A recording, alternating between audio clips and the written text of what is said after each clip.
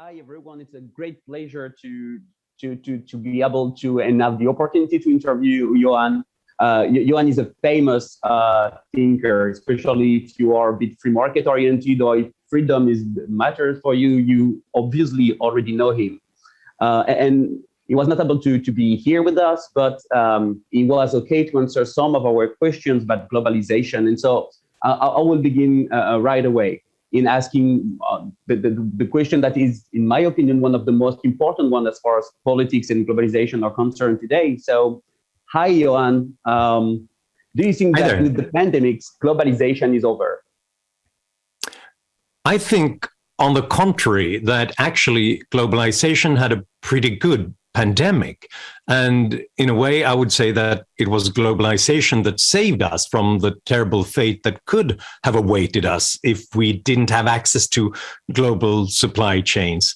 You know, initially in March 2020, when we tried to get hold of personal protective equipment and face masks and so on, European countries shut their borders. It was incredibly difficult to get anything from there. And we actually reduced our imports from other EU countries, but we could increase it from the rest of the world. So it was the global supply chains that it made it possible for us to increase the purchasing of by 50%, something like 50% of personal protective equipment.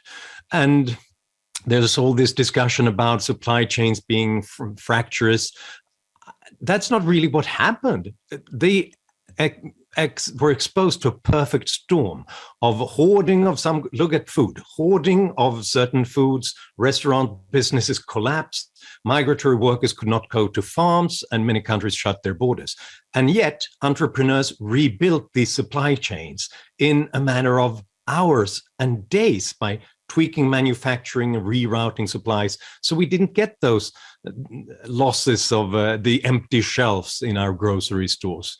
So it's actually not been as bad as people think. And that's even before we think about the vaccine, which was completely dependent on an open world where researchers, pharmaceutical companies cooperated all around the world to do something that used to take mankind 3,000 years, come up with a vaccine to smallpox or polio. Now we were being vaccinated within a year of even hearing about the virus. So thank you, globalization. Okay. And what do you think about all these people telling us that we have to accept to give up our freedom to secure our bodies and to secure the biology, and who consider that here there is in fact a kind of fight and a very strong choice between being secure or being free? Yes, and that's understandable. We come from a long prehistory of living very close to disaster and death. And then, you know, as individuals, we react with a fight or flight instinct. We want to flee from the problems. And that might have worked if the problem was an attacking, raiding band or predators. But this time around, it's a virus, or it's climate change, or it's a lack of innovation in our economies. And then it doesn't help to retreat and to give up freedoms. On the contrary, then we need more innovation, we need more cooperation, we need more trade, so as to compare notes and learn from one another and come up with a new innovations, solutions, business models that can protect us in the future. So I always think it's a very dangerous temptation to give up freedom when we are in severe risks, because that's really when we need new solutions, and that only comes from free individuals. Okay. And what would you say to the people who keep telling us all the time that this pandemic is a big warning that the Earth, Gaia, is taking its revenge? Actually, I think that Gaia is pretty happy with us right now, because what has happened is that we have gone from a form of industrialization and production that was really, really bad for the planet, where we used more resources all the time, polluted ever more.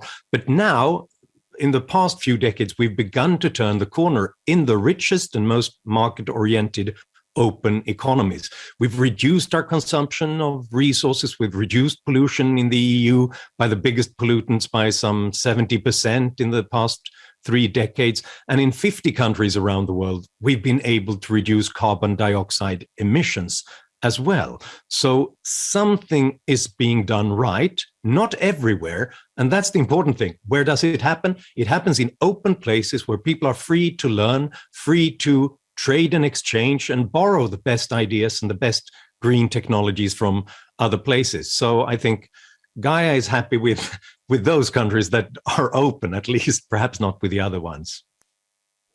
And so what should we do for the countries who are, for the moment, not that clean or not that open? And how can we convince this country to just be back on the globalization track? Yeah, that's a very good question. And the essential thing is to understand that openness, it's not a vulnerability, it's not even a form of generosity to the rest of the world. It's in our self-interest. Openness is a way of making use of more brains than we have ourselves. All the innovations, the ideas, the skills, the hard work that goes on in other places. If you're not open to that, if you protect yourself from that, well, then somebody else will have access to that, but you won't. So it's really a way of becoming strong by borrowing and exchanging as much as possible. And that's the message I would give to countries who fear the world. Fear is not a political and economic strategy. It's an understandable emotion, but it's not a way to govern. To govern, you must come up with solutions, and that can only come from other places, because you might be the smartest people in the room, but the room is always very small and the world is very big, and we have to keep an open mind to what goes on in other places to learn. Okay, Johan, one last question. So we have talked about the poor countries that are not open yet, but we have in developed countries another problem now with part of the population that, for identitarian reason, for cultural reason, is now fighting against globalization. How can we convince them that they are not losing their identity in participating to globalization? Yes, that is a worrying sign. And the problem is that always when you begin to lose some sort of cultural self-confidence, you look to the past, you think there are glory days behind you, and there's a way to retreat back into that. Well, we can't go back into the past because the past was a different place with other solutions to other problems. Now we're facing new ones in certain ways. But what we can learn from the past is that what built an impressive Swedish culture or French culture or the glory days of Song China, when China was the biggest economy and the greatest civilization on earth, is that those were the moments of time when our cultures were as open as possible to the rest of the world. That's how we built our identity and our culture strong, not by putting it into a museum and admire what we did in the past, but by constantly looking at what are the others up to? How can we take that over here, use that in a new combination to make ourselves strong? And so if you really believe in French culture, you would want to make it dynamic and strong and self-confident, and you don't do that behind walls. Thank you very much, Johan. I think we are done, but again, it was a pleasure to interview you. Thank you. Thank you. Thank you so much. It was a pleasure.